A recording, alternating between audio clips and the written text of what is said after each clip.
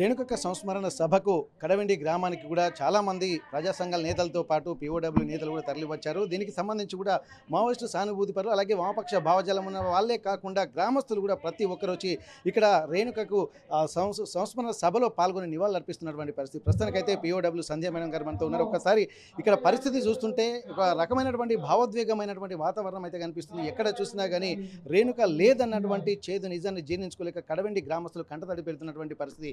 వారం రోజులుగా కంటి మీద కునుకు లేకుండా గ్రామస్తులు ఉంటున్న నేపథ్యంలో అక్కడి వ్యవహారాన్ని అంతా కూడా ప్రత్యక్షంగా చూస్తూ ఇక్కడ పరిస్థితిని కూడా గమనిస్తున్నారు. ప్రస్తుతం పీఓడబ్ల్యూ సంధ్య గారు మనతో ఉన్నారు. ఒక్కసారి వారితో మాట్లాడదాం. నమస్తే మేడం. ఇక్కడ కడవెండి గ్రామం అంటేనే ఉద్యమాల కిల్లాగా మనకు సుపరిచితము. దొడ్డి కొమరయ్య నుండి మొదలు పెడితే ఎక్కడ చూసినా ఇప్పుడు చిన్న పిల్లగాడు, ఇప్పుడు పుట్టిన పిల్లగాడు కూడా మళ్ళీ ఒక ఉద్యమ పోరాట స్ఫూర్తి కనబడుతున్నటువంటి పరిస్థితి గత అంతిమయాత్రలో మనం చూసాం. అట్లాంటి వాతావరణం ఉన్నటువంటి కడవెండి గ్రామంలో రేణుక పుట్టడము, అలా ఉద్యమ నేపథ్యం ఉండడము, ఉద్యమాల పోరుబాటులో వెళ్ళి అసువులు బాయడము, ఇక్కడ వాతావరణం చూస్తుంటే మీకు ఏమనిపిస్తుంది అక్క? ఎందుకంటే ఇంత ఎటువంటి ఉద్యమ చరిత్ర ఉన్నటువంటి గ్రామంలో ఇప్పుడు ప్రస్తుతం మీరున్నారు. ఈ వాతావరణం చూస్తుంటే మీకు ఏమనిపిస్తుంది? నిజంగానే కడవెండి గ్రామం తెలంగాణ సాయుధ పోరాట వీరోచిత జ్ఞాపకం. తెలంగాణ సాయుధ పోరాటంలో ఒరిగిన తొలి అమరవీరుడు దొడ్డి కొమరయ్య. దొడ్డి కొమరయ్య అమరత్వానికి చిరునామా ఈ కడవెండి. ఈ కడవెండి నుండి ఎందరో ఎర్రంరెడ్డి, సంతోష్ రెడ్డి లాంటి వాళ్ళు, చివరికి నిన్న మొన్న కామ్రేడ్ రేణుక మిడుకోగా చేసిన ప్రయాణం మొత్తం కూడా ఆమె ఎన్నో పేర్లు చైతే ఇట్లా ఎన్నో పేర్లతో పనిచేసింది. కానీ వీడి, దమయంతి, శ్వేత ఇట్లా ఆ ప్రయాణంలో ఆ ప్రస్థానం ఒకటి కనపడుతుంది. ఇక్కడ ఇంటర్లోనే పెళ్ళై డొమెస్టిక్ వైలెన్స్ని ఎదుర్కొని ఈ కుటుంబ హింసకు నేను ఎందుకు మగ్గిపోవాలి, ఎందుకు పాకులాడి ఈ దుర్భరమైనటువంటి ఈ కుటుంబము, ఈ కుటుంబ వ్యవస్థ, అణిచివేత, పితృస్వామ్యం, ఈ పితృస్వామ్య సంఖ్యల నుంచి నేను విముక్తి అయిపోతా అని ఆ పెళ్ళిని పెటాకులు చేసుకుని బయలుదేరింది. అక్కడి నుండి బయలుదేరి ఒక విద్యార్థిగా ఉద్యమంలో ఉంటూ కామ్రేడ్ ఎర్రంరెడ్డి సంతోష్ రెడ్డి సహచరిగా ఆయన చనిపోయినప్పుడు ఆ బాధని కూడా వ్యక్తం చేయలేనంత ఒక స్థితిలో తనుంది. తనే నా భర్త అని చెప్పుకునే స్థితి కూడా లేదు. అంత మౌనంగా ఆ గుండె గాయాన్ని భరిస్తూ అక్కడి నుండి తన ప్రయాణాన్ని వైజాగ్, తిరుపతిలో కార్యకర్తగా, మహిళా శక్తి కార్యకర్తగా, అక్కడి నుంచి వైజాగ్ నుంచి ఒరిస్సా, ఇవాళ మొత్తం దండకారణ్యంలోనే, మధ్య భారతంలోనే ఒక వీరోచిత మహిళగా తన ప్రస్థానం సాగింది. అందులో ఆమె నిబద్ధతని మనం చూడాలి. ఎంత నిబద్ధత ఉంటే దుర్భరమైనటువంటి నిర్బంధాన్ని, ఫాసిస్టు ప్రభుత్వం చేసే అణిచివేతని ఎదుర్కొంటూ ఆమె తన ప్రయాణాన్ని సాగించింది. చివరికి శుష్కమైపోయి ఒళ్ళంతా చిక్కి శల్యమైపోయి కూడా బయటికి వచ్చి వైద్యం చేయించుకుందాం అనుకోలేదు. అక్కడే తను చాలించాలనుకుంది. అది గొప్ప అమరత్వం. అంటే చాలామంది చెప్తారు కానీ అటువంటి అమరత్వం అందరూ అంటే అటువంటి చావుని అందరూ కూడా కౌగిలించుకోలేరు. అందరూ కౌగిలించుకోగలిగేంత ధైర్యం ఉండదు. అటువంటి ఒక అద్భుతమైనటువంటి నిబద్ధత కలిగిన ఆమె రేణుక. ఆమె మహిళల జీవితాలని సృజించింది. ఆదివాసీ జీవితాలని సమాజానికి ఎత్తి చూపించింది. రాజ్యం అణిచివేతని, అసమానతల్ని ప్రశ్నించింది. మొత్తంగా ఆమె జీవితమే ఒక విప్లవోద్యమానికి స్ఫూర్తి కలిగింది. విప్లవోద్యమం అంటే ఒక స్ఫూర్తి, మిడ్కో జీవితం అంటే మరో స్ఫూర్తి. అటువంటి అద్భుతమైనటువంటి జీవితం కొనసాగించింది. ఇవాళ కడవెండిలో ఆమెకి ఇచ్చిన కడవీడ్కోలు అంతిమయాత్ర ఆమె జీవితంలో ఉన్న సార్థకతని అంతిమయాత్ర చూపించింది. ఎక్కడ చూసిన జనం, బ్రిడ్జి మీద జనం, పొలాల్లో జనం, ఊర్లలో జనం, అరుగుల మీద జనం, సందున జనం. అంటే అంతమంది ఆమెని ఓన్ చేసుకున్నారు. తమ గ్రామ మహిళని కాదు, అంత గొప్ప చావు చనిపోయిన మహిళని చూద్దాం కడసారి అని వచ్చిన వాళ్ళే అంతా ఈ ఊరి వాళ్ళు కాదు. కానీ ఆమెను ప్రేమించే వాళ్ళందరూ కూడా ఆ రోజు ఇక్కడికి వచ్చారు. మేము కూడా ఇంకో చావులో ఉండి రాలేకపోయాం, మేము రావాల్సిన వాళ్ళమే. ఇక్కడ పితృస్వామ్యము రాజ్యం వెళ్తున్నటువంటి ప్రస్తుత పరిస్థితుల్లో ఒక మహిళగా సమసమాజ నిర్మాణాన్ని స్థాపించాలన్నటువంటి లక్ష్యంతో బయటికి వచ్చి ఇంత సాక్రిఫాక్షన్ సమాజం కోసం చేస్తున్నది, కానీ ఇది ఎంతవరకు సార్థకత సమాజ నిర్మాణం ఎప్పుడు అవుతుందో తెలియదు. అట్లాంటిది ఇట్లాంటి మెడుకోలు ఎంతోమంది వస్తూనే ఉన్నారు, పోతూనే ఉన్నారు. నిజంగా ఒక సాధారణ గృహిణిగా ఉండాల్సినటువంటి మహిళలు కూడా ఏ పరిస్థితుల వల్ల ఉద్యమ బాట పట్టాల్సి వస్తుంది. ఇప్పుడున్నటువంటి పరిస్థితుల్లో చూస్తుంటే మొత్తం ఆర్థిక సంబంధాలే ఎక్కువగా ఉంటున్నటువంటి నేపథ్యంలో ఇట్లాంటి సమాజం కోసం పోరాడేటువంటి మెడుకోలు చాలా తక్కువగా ఉంటారు. అట్లాంటప్పుడు నిజంగా ఒక మేధావి వర్గం అంతా మావోయిజం పేరుతోటి ఇక్కడ బయటికి వెళ్ళిపోయి వాళ్ళు బుల్లెట్లకు ఎదురొడ్డి నిలిచి తూటాలను ముద్దాడుతున్నటువంటి సందర్భంలో కూడా చెలించలేని మొక్కబోని ధైర్యంతో కూడా వీళ్ళు వెళ్తున్నారు. అట్లాంటప్పుడు ఈ సమాజము చూస్తుంటే ఈ సమాజం దీన్ని గుర్తిస్తుందా, అసలు సమాజానికి ఏం కావాల్సిందో వాళ్ళకు అర్థమవుతుందా, ఇవన్నీ ప్రశ్నలు తలెత్తుతుంటే ఇప్పుడు వీళ్ళ పోరాటానికి వీళ్ళ మరణానికి నిజంగా ఏమైనా సార్థకత చేకూరుతుందా అన్నటువంటి ప్రశ్నలు అయితే తలెత్తున్నాయి. ఎందుకంటే అర్థం చేసుకుంటుందా సమాజం లేదన్నది కూడా ఇక్కడ ఆలోచించాల్సినటువంటి పరిస్థితి. ఇప్పుడు ఉన్నటువంటి పరిస్థితులలో ఇప్పుడు మావోయిజం పరిస్థితులు ప్లస్ ఇట్లాంటి మెడుకోలు అసూలు బాయడాన్ని ఎట్లా చూస్తున్నారు మీరు? అంటే తనకు ముందు ఎందరో అమరత్వం తనని కదిలిచ్చింది. తన జీవితాన్ని మలుపు తిప్పింది పద్మక్క. పద్మక్కతో పరిచయం, పద్మక్క చేసిన బోధన, ఆ తర్వాత ఆమె అమరత్వం తన జీవితాన్ని మలుపు తిప్పింది. అట్లా ఎందరో తనకు ముందు అమరులైతే ఆ అమరుల వారసత్వాన్ని తీసుకుని తన ప్రయాణం. అంటే ఇక్కడ బయట సమాజంలో ఉన్న అణచివేతను చూసి విప్లవోద్యమంలో వాళ్ళు అనుభవించిన స్వేచ్ఛ, అక్కడ స్త్రీ ఒక తుపాకీ పట్టుకుని నడవగలుగుతుంది, పురుషుడితో సమానంగా మాట్లాడగలుగుతుంది, వ్యవహరించగలుగుతుంది, కుటుంబాన్ని అంటే సహజీవనం చేయగలుగుతుంది భర్తతో. ఇక్కడ బయట సమాజంలో ఉండే ఆంక్షలన్నీ అక్కడ తన భర్తతో జీవిత సహచరుడితో తనకు అక్కడ కనిపించవు. అన్ని విధాల ఒక స్త్రీ పురుషుడితో సమానంగా ధీటుగా నడవగలుగుతుంది అనేటువంటి వాతావరణం నీకు అక్కడ కనపడుతుంది. అది చాలా గొప్ప విశ్వాసాన్ని ఇస్తుంది. అట్లాగే ఆ జీవితంలో వాళ్ళు అనుభవించినటువంటి స్వేచ్ఛ, ఓకే నిర్బంధం ఉంటాయి, కష్ట సుఖాలు ఉంటాయి, తిండి కూడా దొరకదు ఒకసారి, ఇవన్నీ ఉండొచ్చు. కానీ ఆ స్వేచ్ఛ, వీటన్నిటికీ మించి స్వేచ్ఛ వీళ్ళకి బలమైన ఆకర్షణ స్త్రీలకి. కాబట్టి ఆ స్వేచ్ఛ కోసం వీళ్ళందరూ ప్రయాణం సాగిస్తున్నారు. మిడుకోక ముందైనా మిడుకోక తర్వాతైనా రేపు వీళ్ళ మిడుకో జీవితం చూసి కూడా కొంతమంది వెళ్ళవచ్చు. కాబట్టి ఇది సమాజం మొత్తం కదులుతుందా అంటే ఒకనాడు 20 ఏళ్ల క్రితం చాలా అద్భుతమైన ప్రభావం విప్లవోద్యమం కలిగించింది. ఒక రకంగా నేను నా బాల్యం అంతా ఉత్తర తెలంగాణ, ఆ ప్రభావం లేకుండా ఏ ఇంట్లో కూడా యువత లేరు. ఈరోజు అట్లా లేదు. ఎందుకంటే ఫ్యాసిస్టు ప్రభుత్వాలు ఉద్యమాలను అణచివేశాక ఆ వాతావరణం లేదు, ప్రపంచీకరణ, వినియోగదారీ సంస్కృతి. కానీ ఖచ్చితంగా దీని నుండి కూడా బయటపడి యువత తమ విముక్తి గురించి ఆలోచిస్తారు. ఒక స్వేచ్ఛ సమానత్వాల కోసం, దోపిడీ లేని సమాజం కోసం ఆలోచించుతారు. ఏ సమాజమైనా ఆలోచిస్తుంది. ఇప్పుడు నిన్న హైదరాబాద్ సెంట్రల్ యూనివర్సిటీలో అంత పోషగా ఉండే పిల్లలే, కానీ తమ యూనివర్సిటీ భూమి పోయింది అనగానే వాళ్ళందరూ విప్లవకారులు కాదు, కామన్ పీపుల్. కానీ అరే మా ల్యాండ్ పోతుంది, ఎవడో కార్పొరేట్ల కోసం ఇస్తారట అనగానే బయటకు వచ్చారు. అట్లా అనేక ఉద్యమాలలో ఈనాటి యువత కూడా వచ్చేటువంటి పరిస్థితులు కనిపిస్తున్నాయి. అవి వేరే రూపాల్లో రావచ్చు, కానీ విప్లవోద్యమంలో వీళ్ళ త్యాగం కానీ వీళ్ళ అమరత్వం కానీ వృధా కాదు. ఖచ్చితంగా ఆ అమరత్వం, ఆ స్ఫూర్తి భావితరాలకు అందుతూనే ఉంటుంది.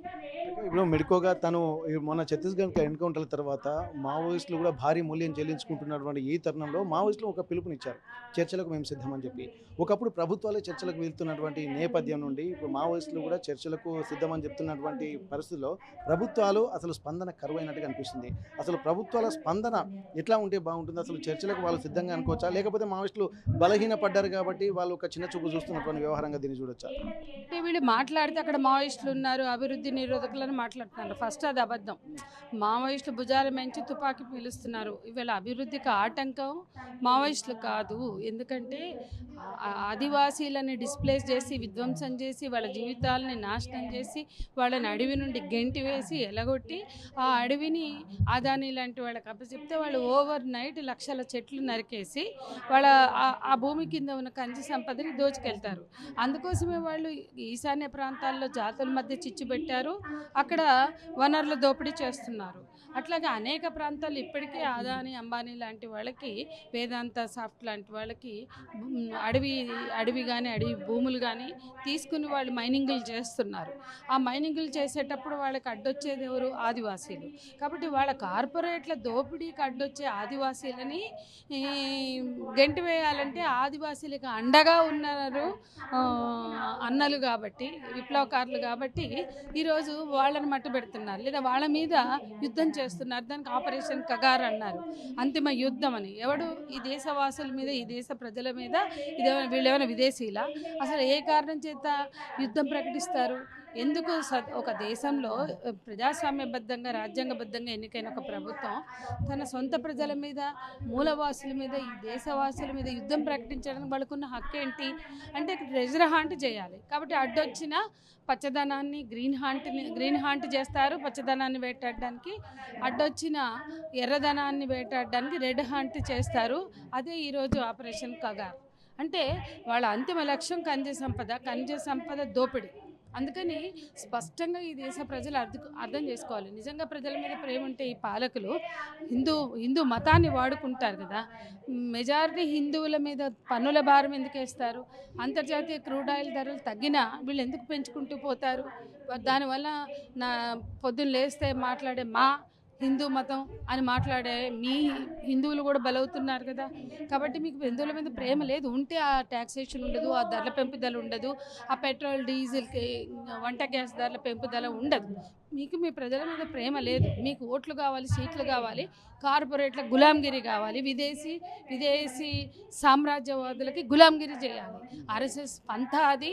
ఇవాళ వీళ్ళకి మతం అనేది లేదు. మతం అనేది ఒట్టి బహానా, మతం పిచ్చి.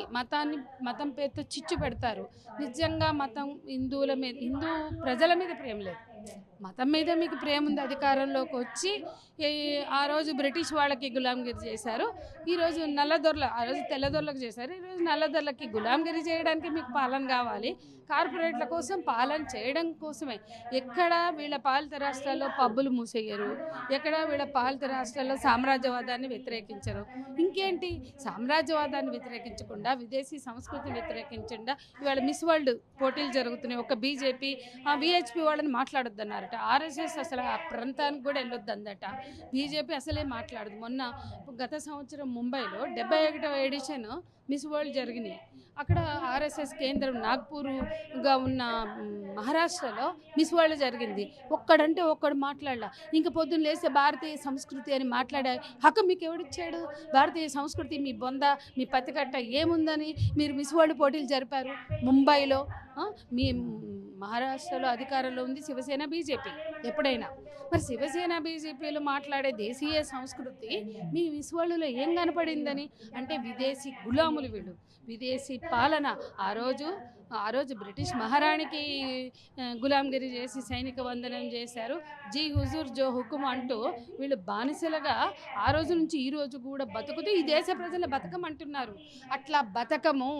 మన దేశం, మన వనరుల మీద మనకే హక్కు కావాలి, మన అడవి మీద మనకే హక్కు కావాలి. ఈ సామ్రాజ్యవాదాన్ని మేము గులాంగిరి చెయ్యము అన్న వాళ్ళని చంపడమే లక్ష్యంగా ఇవాళ ఈ మొత్తం అణిచివేత జరుగుతుంది. దానికి ఒక పేరు operation green hunt, operation Prahar, operation Samadhan, ఇవాళ ఆపరేషన్ కగార్. అంతేగాని ఇది విదేశీ సామ్రాజ్యవాద అనుకూలన, కార్పొరేట్ల అనుకూల పాలన చేయడం కోసం చేసే మారణకాండ.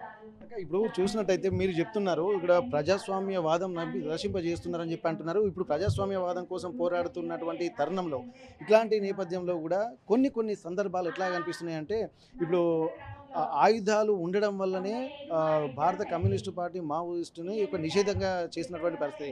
అట్లాంటప్పుడు ఒకవేళ ఆయుధాలు లేకుండా వీళ్ళు ఒకవేళ చర్చకు ఉన్నట్టయితే ఈ శాంతి చర్చలు మరి ఇవాళ వాళ్ళు అభివృద్ధికి అడ్డంగా ఉన్నారు, మేము శాంతిని కోరుకుంటున్నాం అని చెప్తారు కదా, వాళ్ళే వస్తున్నారు కదా.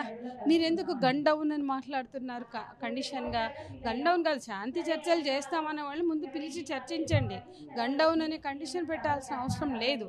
అంటే వాళ్ళ తుపాకులు గుంజుకోవడం మీ లక్ష్యం తప్ప, అంటే మీరు ఉద్యమ అణచివేతలో భాగంగా గుంజుకున్నాయి కాక అపనంగా గుంజుకోవడానికి మీరు చర్చలు ఉపయోగించుకోవాలనుకుంటున్నారు. నిజానికి శాంతి చర్చలకు వాళ్లే ముందుకు వచ్చినప్పుడు రండి, మీ తరఫున ఎవరు వస్తారో మీ పేర్లు ఇవ్వండి, మీకు ఎటువంటి హాని చెయ్యము, అని చెప్పాల్సిన బాధ్యత ప్రభుత్వానికి. సీజ్ ఫైర్ ప్రకటించాల్సిన బాధ్యత ప్రభుత్వానికి. సీజ్ ఫైర్ ప్రకటించకుండా గన్ డౌన్ మాట్లాడుతున్నారు అంటే వాళ్ళ ఉద్దేశం ఏంటి, వాళ్ళ లక్ష్యం ఏంటి మనకు అర్థమవుతుంది. మరి ఈ దేశంలో శాంతి కోరుకునే వాళ్ళు విప్లవకారుల, పాలకుల ఆలోచించి అర్థం చేసుకోవాల్సిన అవసరం ఎవరైనా ఉంది. ఓకే, ఇప్పుడు ఇక్కడ ఈ స్వేచ్ఛా వాయువులు పీల్చాలన్న లక్ష్యంతో ఒకవేళ గన్ డౌన్ చేసినప్పటికీ కూడా ఈ ఆయుధాలు వదిలిపెట్టింది. ఒకవేళ ఆయుధాలు వదిలిపెడితేనే చర్చలు అని చెప్పి అనుకుంటూ చర్చలు జరిగిన తర్వాత కూడా ఇట్లాంటి అప్రజాస్వామిక పరిస్థితులు మళ్ళీ ఇంకా కొనసాగుతాయి. మళ్ళీ ఉద్యమం ఎట్లాంటి రూపు తీసుకోబోయే పరిస్థితి కనిపిస్తుంది. ఎందుకంటే ఆ తరుణం కనిపిస్తుంది ఒక విధంగా.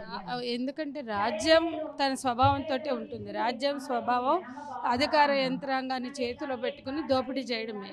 సో రాజ్యం యంత్రాంగాలు ప్రజాస్వామ్యాన్ని నిజంగా కోరుకుంటాయా? ప్రజాస్వామ్యాన్ని కోరుకునే రాజ్యాంగ యంత్రాలు లేవు ఈ దేశంలో. అవి ఏ వ్యవస్థలైనా ఊరికే అట్లా మాట్లాడతారు. ఈ దేశంలో ప్రజాస్వామ్యం ఉంది, రాజ్యాంగం ఉంది. కాబట్టి రాజ్యాంగబద్ధ పాలన సాగాలని అందరం కోరుకుంటాం. కాబట్టి కనీసం ఆ మేరకైనా రాజ్యాంగబద్ధ హక్కులు సంక్రమించాలి.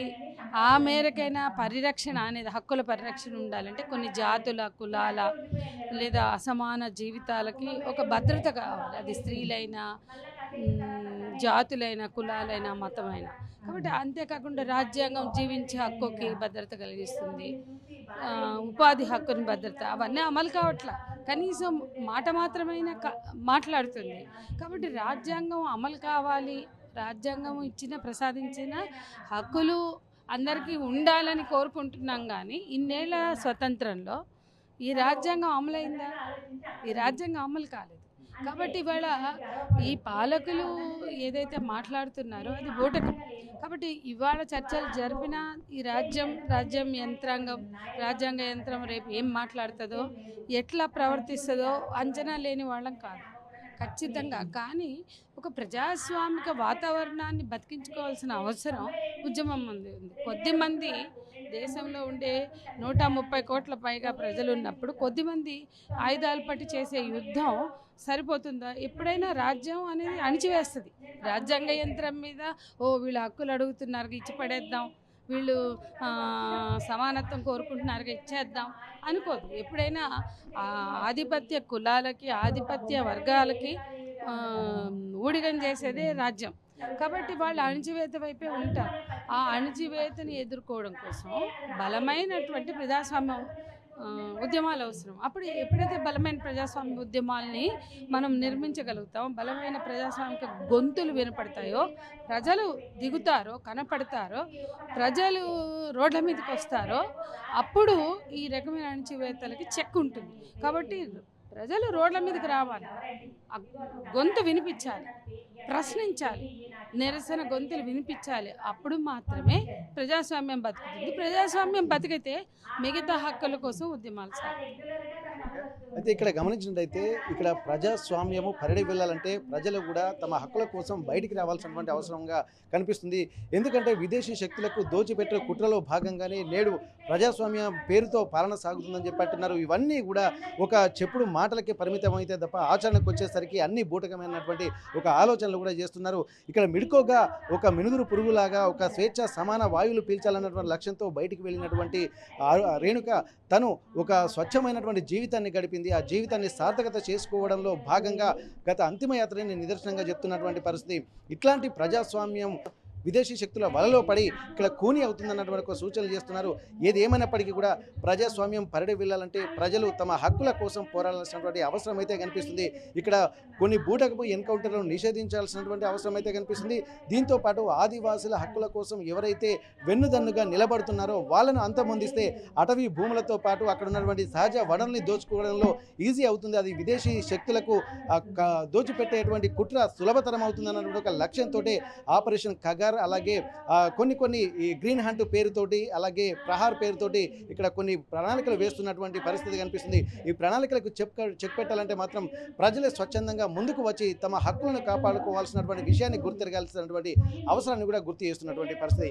కడవెండి నుండి కెమెరా పర్సన్ పృథ్వీతో వెంకటరత్నం, RTV వరంగల్. మరిన్ని వీడియోస్ కోసం ఛానల్ ని సబ్స్క్రైబ్ చేయండి. లేటెస్ట్ అప్డేట్స్ కోసం వాట్సాప్ ఛానల్ ని ఫాలో అవ్వండి. ఆ లింక్ డిస్క్రిప్షన్ లో ఉంది.